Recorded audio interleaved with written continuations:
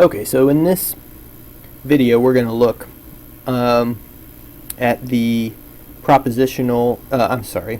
the conditional proposition, P implies Q, and I've got the truth table for that statement copied onto the page here. And my motivation for making this video is that a lot of times students tell me that this truth table seems to all make sense if we look at the first line and the second line. Usually everybody says, yeah, okay, that makes sense. And even this last one, a lot of times if P and Q are both false, then the statement's true. But what about this third line? This third line here, if P is false and Q is true, then the statement is true. That kind of seems to be, it seems like maybe it would make more sense, kind of like the second one, where that statement should be false. So this third one seems to trip people up. Students tell me that one kind of trips them up, and maybe even this last one, because if that first part of the conditional proposition, P, is false, then maybe it's a little uncomfortable for us to believe that the statement is true, that P implies Q would be true. And one thing we have to remember about all of this, this introduction to logic that we're learning, is that there's no definition or there's no theorem that tells us that we go with what our intuition says. Right? Just because it makes us a little bit uncomfortable to look at this, that doesn't mean that the statement should be false because we're a little uncomfortable with it. Right? We have to go with all of the rules of logic that have been set into place, and one way to think about it is that this truth table is laying the foundation for all of those rules of logic. So, I don't know, that might not be a very satisfying explanation, because if I word it that way, I'm kind of saying just go with it. And sometimes that's what we have to do. But maybe if we examine this a little bit closer, even this third line in the truth table might make a little bit more sense than we initially think. So what I did is I just made this statement up. Of course, I'm not going to pay you $1,000 if you get an A in any of my classes. I just made this up as something that I thought we could all relate to. Of course, the statement gets your attention. If you get an A in this class, then I will pay you $1,000. This is an if-then statement, or this is a P implies Q conditional statement. Right, so you get an A in this class is P, and I will pay you $1,000 is Q. So we've got a P implies Q statement. Now let's think about the case where this is false.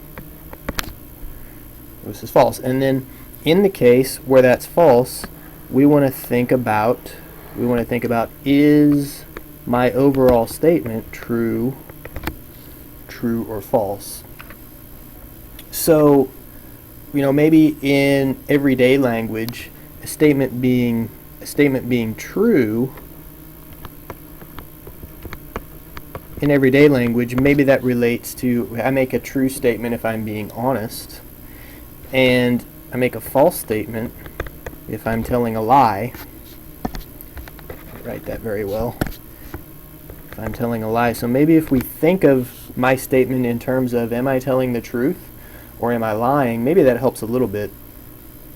Right, so let's consider the case where you get a C in the class. You get a C in the class. Okay, well that qualifies as P being false, right? You got a C in the class. You did not get an A in the class. You got a C in the class. You got something other than an A. Okay, well then let's suppose you got a C in the class and I don't pay you $1,000. You got a C in the class and I don't pay you $1,000. Well, you might come back and say, well, you were lying. You were lying to me.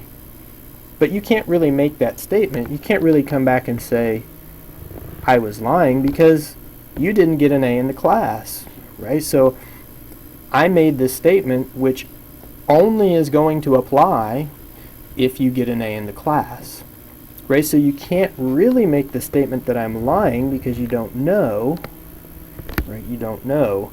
And if we eliminate the option that I was lying, then we're left with the option that I was being honest, or that I was telling the truth. And so that's kind of the reasoning. I don't know if that makes sense, but that's the thinking as to why when this hypothesis, right, when P is false, then the statement has to be true. Now when I went through this explanation, I said you got a C in the class and I didn't pay you $1,000. Well, it doesn't really matter. If you got a C in the class, maybe I did, maybe I didn't pay you $1,000, my statement was still true, right? If you got a C in the class and I went ahead and paid you $1,000, well, you were lucky, right? My statement was still true, because what I'm saying is, if you get an A, I will pay you $1,000, right? So if you're in this category, you got a C in the class, right? Whether I do pay you $1,000 or I don't pay you $1,000, the overall general statement, the original statement, still is true. And so because of the way I explained it over here, right, we have to eliminate the case that I was lying, and we're left with the case that I was telling the truth. Sometimes you see this called true by default. There is no other option, right? We've eliminated the option of it being false, so it's got to be true. So if that still doesn't make sense, you don't want to waste a lot of time trying to understand that. What I can tell you about myself is that when I first started studying this, I kind of just had to go with it for a while, and after working with it for a while, it started to click and make more sense. Of course, after you work with things and see where they're used and why they're used, it starts to click. So hopefully that helps a little bit.